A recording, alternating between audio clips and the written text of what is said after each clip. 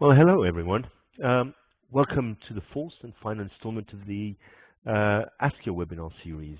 You may have noticed from the accent that I am not Richard Collins, the Melvin Bragg of market research. Finally, the criminal justice managed to get their hands on him, and they dragged him in front of a judge. It tells me it's because he's a juror, but we all know the truth. He's guilty. I'm Jérôme Soposco. I'll be the host for today.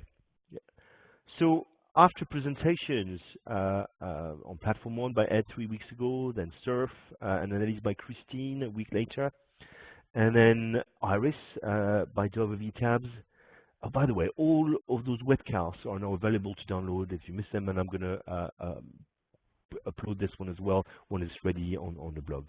So today we receive Pat Malloy and Tim Brandwood from Digital Taxonomy to talk about Codeit. After automation, artificial intelligence is one of the most overused buzzwords, not just in this industry, but all over the media. There are usually two types of talk about artificial intelligence. You've got the Elon Musk and Stephen Hawking type that says we should be very worried of it indeed. And soon robots with an Australian accent will knock on our door and ask if Sarah Connor lives around here. And the other type is as ridiculous. Somebody packs up a few common sense rules into an algorithm, and presto, they call it artificial intelligence. Our software is artificial intelligence, they say, and remember which file you open last. But now we're having a third type of presentation. Research and development on your networks actually produce something that's useful. It's scalable, and better than that, it's financially sound. The automatic coding of open-ended questions through artificial intelligence. So before I let Pat speak, himself later will let Tim speak, I'd like to remind you that you can post questions in the chat section of WebEx. I'm going to collect the best of them and ask them to our host at the end of the presentation. So that's it for me. There you go, Pat. Thanks very much indeed, Jerome. And I'd like to start by thanking Askia for having us along today to talk to you about intelligent coding for the 21st century as part of this June webinar series. Before I get into the main bulk of this, let me just introduce the company incredibly briefly. We're an experienced team. We come from the market research world, and in particular data processing and operations, but we also come from artificial intelligence. We've got some real coding experts and some text analytics experts. The company has a very singular focus. We've decided to take a fairly narrow topic, and that's dealing with open-end text in surveys, and dive as deeply as we possibly can into that to see whether we can get new technology to really bring it to life. The company is pretty young, and that means we are still in our nimble, flexible, open, lean, and young stage. People have, Jerome is smiling at me across the table, people have unkindly said that young may not be the correct word for some of us on the team, but I beg to differ. So the great thing about being relatively young, we're a couple of years into this, is that we are taking advantage of all of the kind of modern stuff in the IT and programming world. We've got very modern design of the software, user interfaces, the tools that we're using to manage everything, the architecture, the hosting, and most of all the thinking. So it's new thinking that will be brought to bear on this problem. All of this together, we think, makes for a pretty compelling and very cost-effective solution to helping solve the conundrum of dealing with open-end text. So who's here today? I'm Pat, I'm speaking. Tim is sitting next to me. He's going to be doing the bulk of the heavy lifting.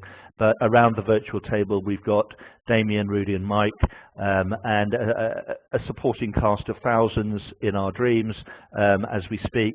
A few people around the place who have been helping us with some very gnarly specialist bits of software to do with text analytics and user interface design and so on and so forth. This is what we're going to talk about very briefly. Why did we invent Codeit, and what on earth do we think it's here for? a little bit about how we solve those problems with smart technology, and then Tim is going to be showing you the product, so some of the top level features, and also as part of that where the AI and machine learning fit into the overall picture. So this is the sorry state of the verbatim. Nobody loves the verbatim very much. You can see that the verbatim claims to be full of insight and emotion. And the truth is that it's rather unloved because people perceive it to be expensive and complicated and really can't be bothered dealing with it. And that's for all sorts of different reasons. It's time consuming, it needs human experts, it's costly, it's even when you've got the best coders in the world, it's a bit inconsistent. And it has proven so far to be pretty difficult to automate. And so we're out on a mission to change it because we really think that verbatims can unlock a lot of insight and emotion and be the real voice of the customer. So here we are, we present ourselves as the superheroes of the poor unloved verbatims, and cheesily speaking, we love verbatims. So to state the obvious, what does Codeit do? Well, the clue is in the name. It codes things, but it does it beautifully and quickly and accurately, and it does it in a way which is actually quite fun and engaging for coders. It weaves together a whole lot of different components, which we think is a fairly unique approach to the problem. But it does that in a way that is hidden away. So you're not kind of exposed to all of the gruesomeness of natural language processing and text analytics and AI and all of that sort of stuff. It's all happening in the background for you and being brought to bear on your behalf on solving the problem of coding. And what that means in real life is that on average, we've seen through a whole bunch of studies that we've done with prospects and customers, that it on average is halving the amount of time that human coders need to get involved with these verbatims. There's obviously a time saving and a cost saving associated with that. So just a little bit more under the hood. There are two versions of Codeit. Something called Professional, which is really what we're going to be focusing on today, but we've also got a version called Essentials. Essentials is really the bare bones of the system, a basic, very credible coding system, but without a lot of the bells and whistles. Both of these systems are really easy to use. Anyone who's ever used Excel or coded anything will be very at home, in 5 or 10 minutes. So the user interface is intuitive. It's also very feature-rich. So as we've built this out, we've discovered different approaches and needs to deal with different kinds of verbatims. We do have these hidden depths, and everything is hidden. We like to call it seamless AI smarts. There's some complicated stuff going on, but you're not exposed to it. It has been designed with coders in particular who have put a lot of effort into screen layouts and mouse clicks and keyboard shortcuts and so on and so forth to make it productive for coders. We've got slightly geekily something called an open API. What that means, and in fact that's the way that we talk to the Askia platform, but what it means is that the software is pretty easy to integrate into other things.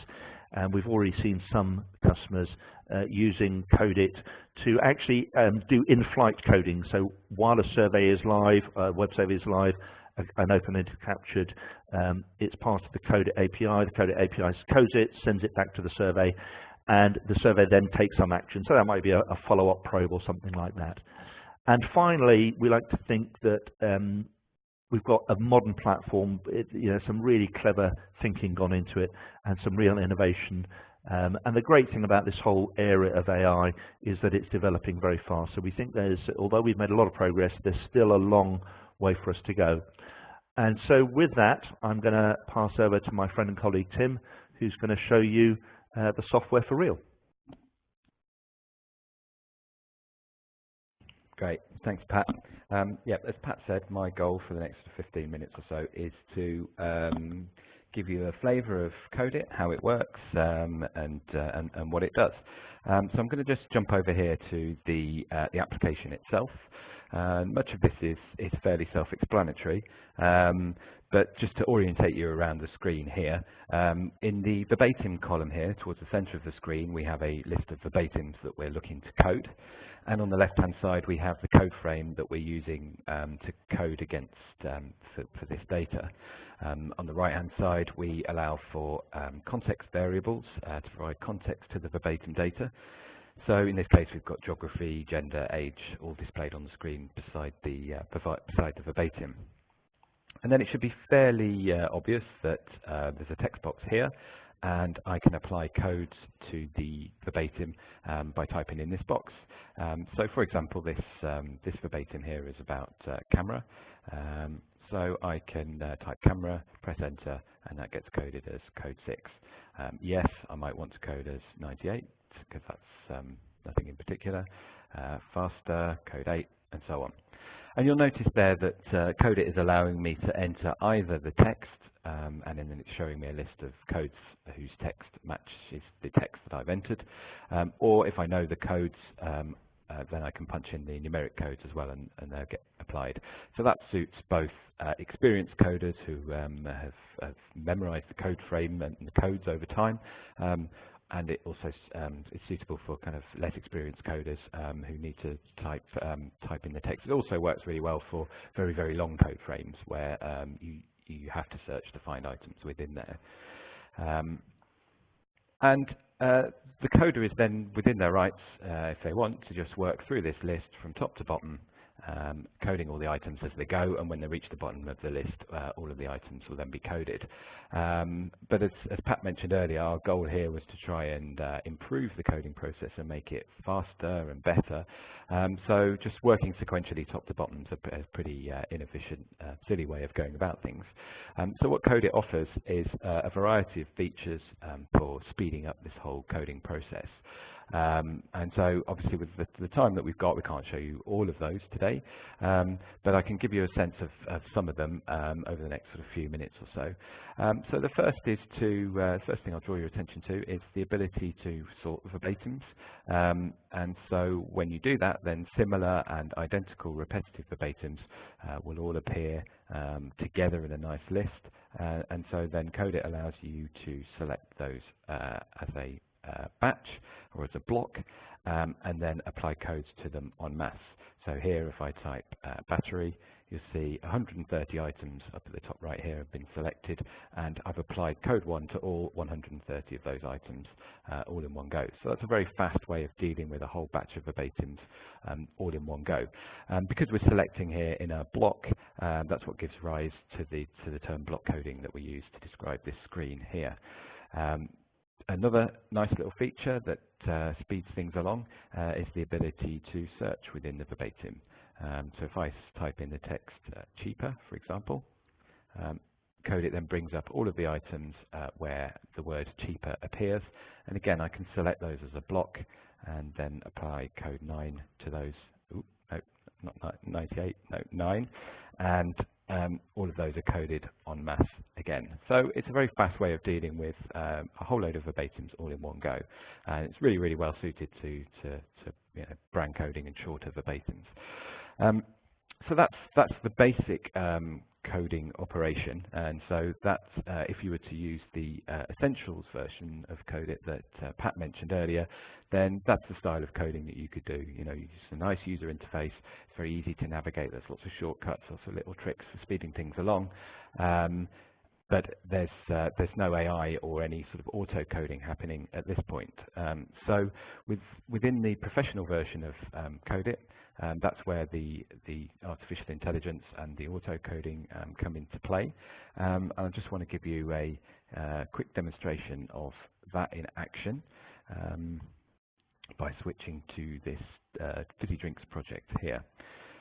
So in this case, we've got, I've deliberately picked a very simple example here just to kind of make the point and to illustrate the AI and the auto coding in action.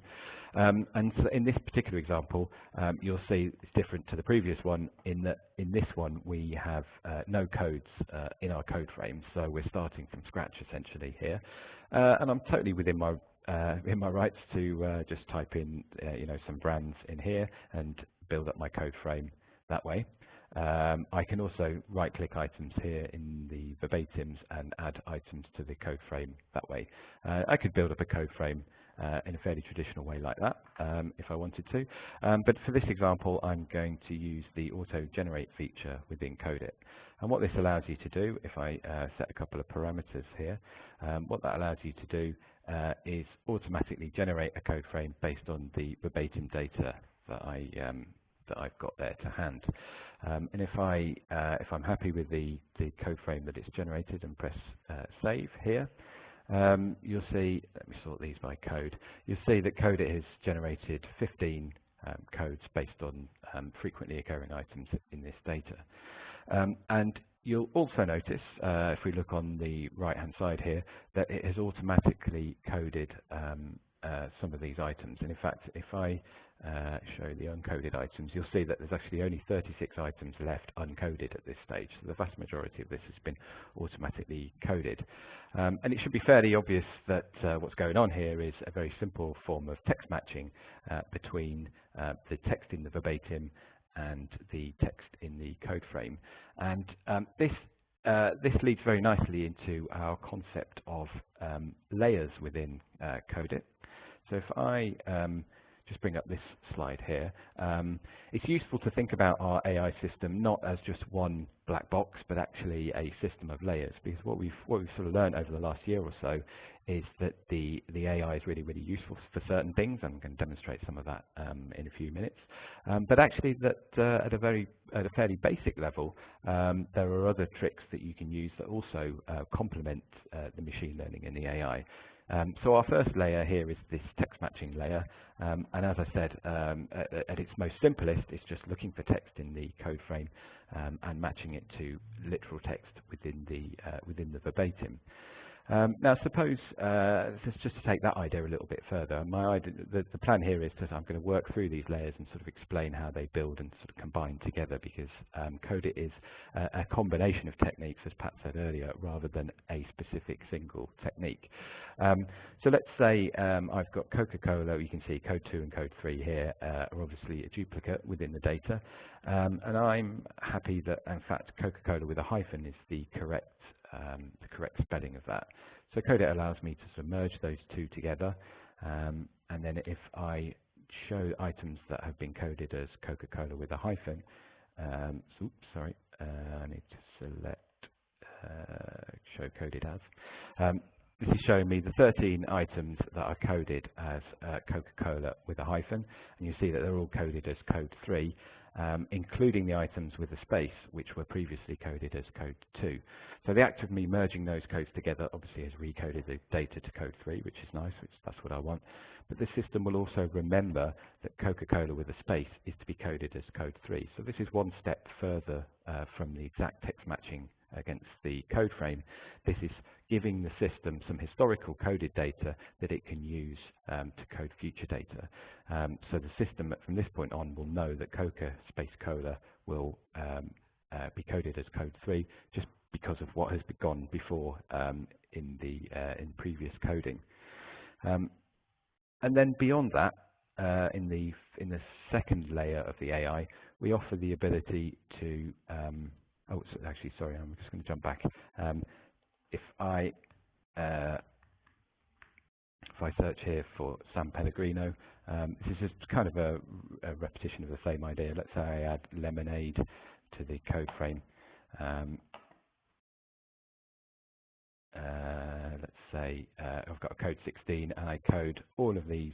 Again, I'm selecting these as a block. I code all of these as code 16. Again, I've taught the system, even though there's no actual connection between the word lemonade and San Pellegrino, I've taught the system by example that these items here can be coded as lemonade. So all future examples that come in of San Pellegrino will be coded as code 16 lemonade in future. So that's, again, an example of me teaching the system and the system then doing some literal text matching between what's gone before and what's coming in the future. Now, suppose I want to do something more sophisticated than that. Let's say I've got diet, let me see, I do a search for diets, or zero, or light. this brings up a set of items that feature any of those words. And Codeit will, if let's say I had a code here for diet drinks,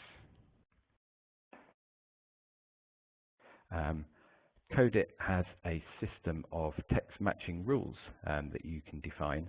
I'm not actually going to set one up as part of this example, but in here you can add rules, and I could specify a text matching rule such as diet or 0 or light, and then any future verbatims that match that pattern or that rule that I've defined will also get coded as, in this case, code 17.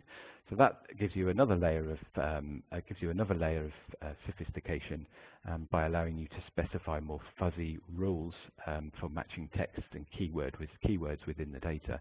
That's quite a popular technique, and that actually can get you quite far if you're quite creative about the ways that you define your rules and your pattern matching.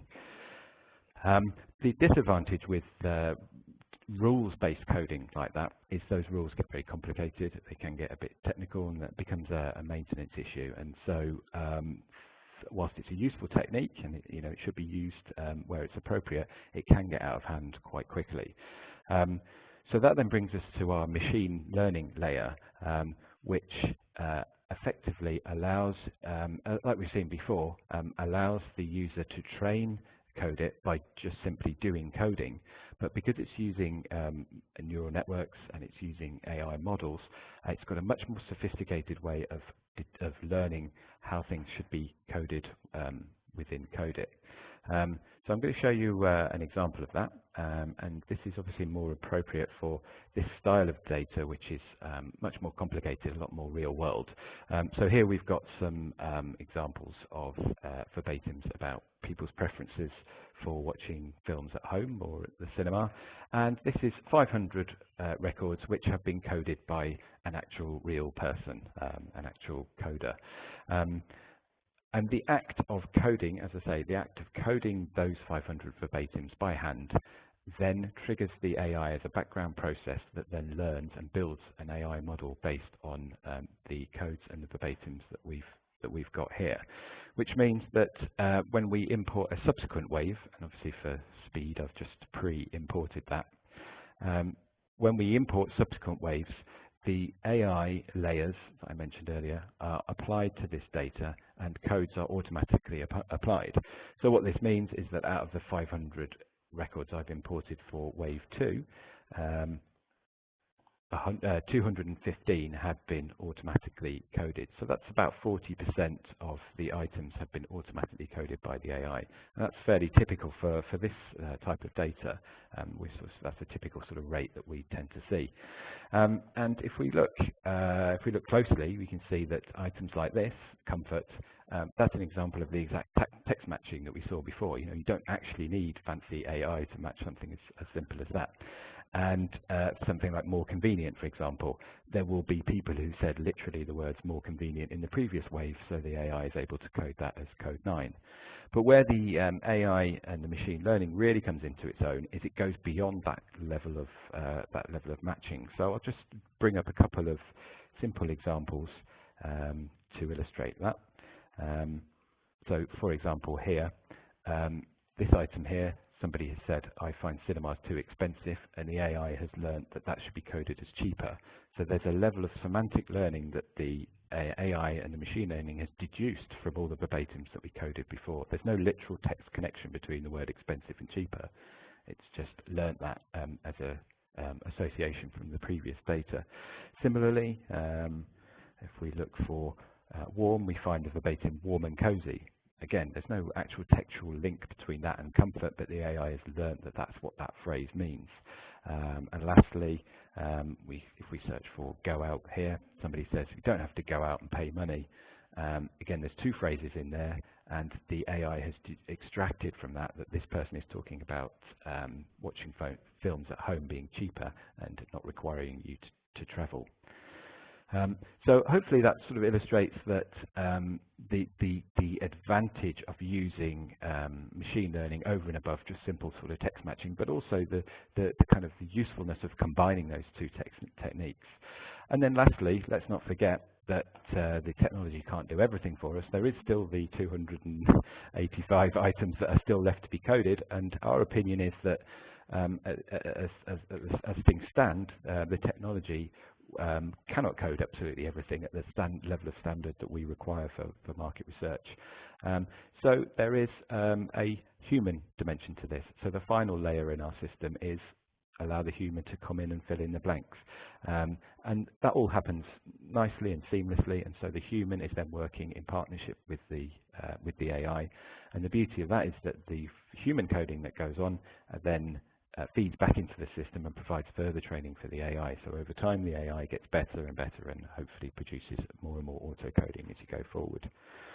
And then, so just lastly, as there are probably a number of Askia users out there, you might be wondering how does Codeit and Askia sort of fit together? What's the connection between the two? Well, the good news is that we've put a bit of work into creating some software that can seamlessly synchronize between Askia and Codeit. So if you're used to using Codim, you'll be familiar with setting up coding groups within Supervisor.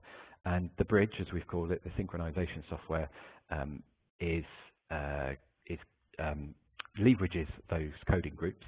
So you set up coding groups in the normal way within Askia Supervisor, and then the software reads that information, synchronizes data automatically into Codeit.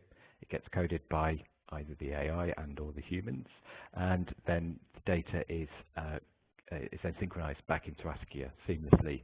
So the process is completely seamless and should feel just like Codeit is part of the standard Askia suite of products. And with that, I'd like to invite any questions, I guess. Thank you very much, Tim. That was fascinating. I mean, I've just realized that there's one more job in market research I can't have as a word of coder, because it's taken by the machines. We have questions from indeed the Askia users out there. I don't know if it's an Askia user, but the question is, how does that work with languages? Can you have different languages? Does it work in German? Does it work in South Korean? What's involved there?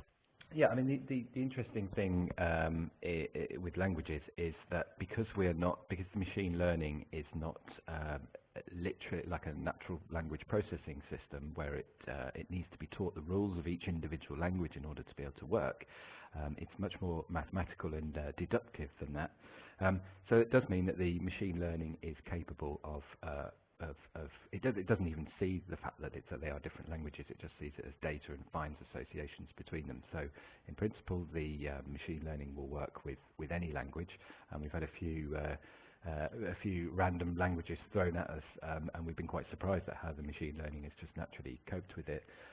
There are a few languages like Japanese and Middle Eastern languages where we're still working on getting those working within Codeit, but I would say the majority of languages just work the same as English at the machine learning level.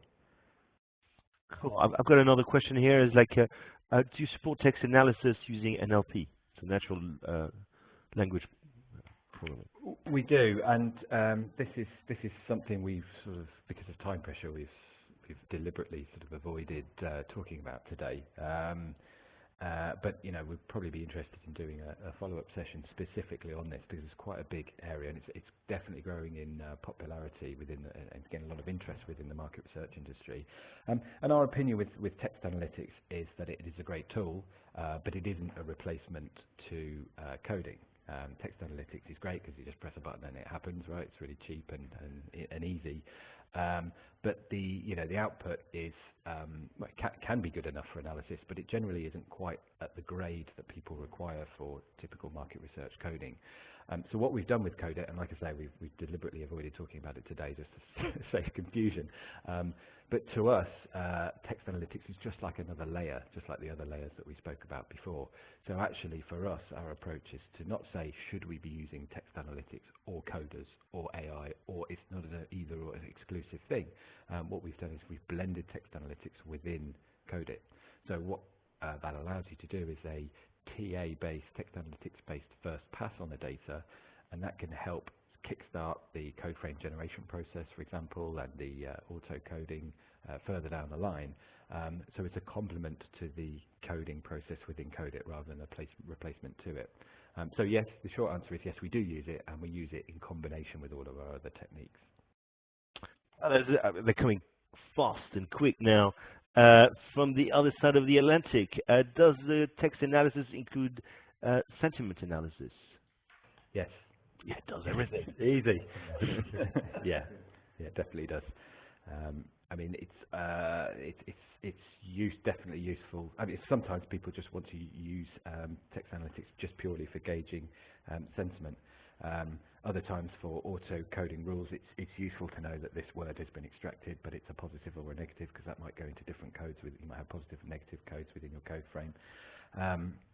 And we also, so our text analytics is capable of extracting individual topics from within verbatims, and then saying for that particular topic whether the sentiment around that topic was positive or negative. Because you can, within one sentence, you can have multiple sentences, positives and negatives all together. I thought the service was great, but the price was ridiculous. So our text analytics would in that case extract service positive, price negative. So yeah, I think we've got that covered. Thank you very much, Tim. We're going to leave it here now. I think there's a big game coming. At Askia, we're split. Belgium against England. It's